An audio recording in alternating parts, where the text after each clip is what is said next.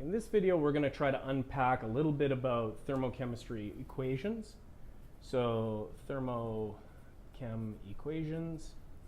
And we're going to try to understand how we would select an equation. Now, at the base of thermochemistry, we have the concept of energy change, and we have potential energy and kinetic energy. So you'll sometimes hear EP, and it'll be equal to EK. And when we're talking about kinetic energy, we're talking about movement of things, and potential energy is bond energy. And so we go switch between those things. I always like to use my EP graphs when I'm thinking about it. So this is an exothermic reaction, and this is an endothermic reaction. And then the EK is doing the opposite. So if I had the kinetic energy in here, it's going to be increasing, and over here, it's going to be decreasing for the environment. So the kinetic energy is about what's happening to the environment, and the potential energy is what's happening to the reaction. Now, we run into a little bit of confusion for people at times as to what equation should I use. And all thermochemistry calculations kind of use this idea that a quantity of energy is going to be equal to something. And so that quantity of energy could be kinetic energy or potential energy. But I can only measure that quantity of energy directly, or I guess indirectly, using a calorimeter. So this equation is about a calorimeter. And so the energy change, the Q value, can be calculated using a calorimeter. If we have the molar enthalpy, I can calculate the same quantity of energy by taking the number of moles times the molar enthalpy of the chemical. So this uses chemical amount, or N, the number of mole, and basically times molar enthalpy. So if I'm given molar enthalpy, I can calculate that energy that way, right? So these are both strategies that can give me the Q value, or the energy transferred. I can also have that energy is just equal to the change in the reaction enthalpy. So reaction enthalpy, so this is just reaction enthalpy,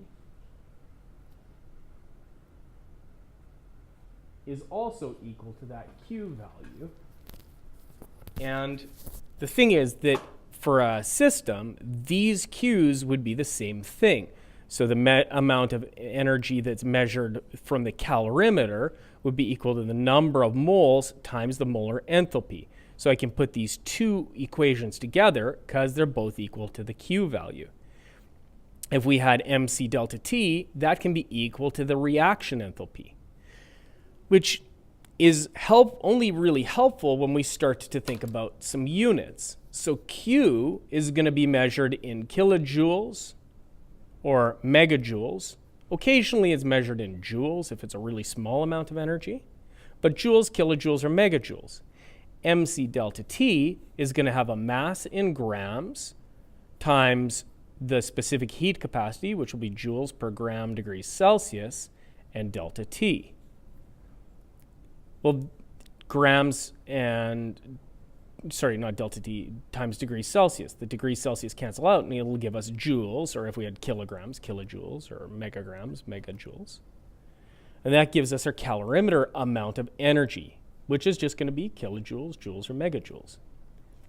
That same energy could be related to this, though. And so mole times kilojoule per mole. Well, that is going to give me kilojoules, which would be an amount of energy. And had this been kilograms, those two things could even be equal, because then it'd be kilojoules and kilojoules.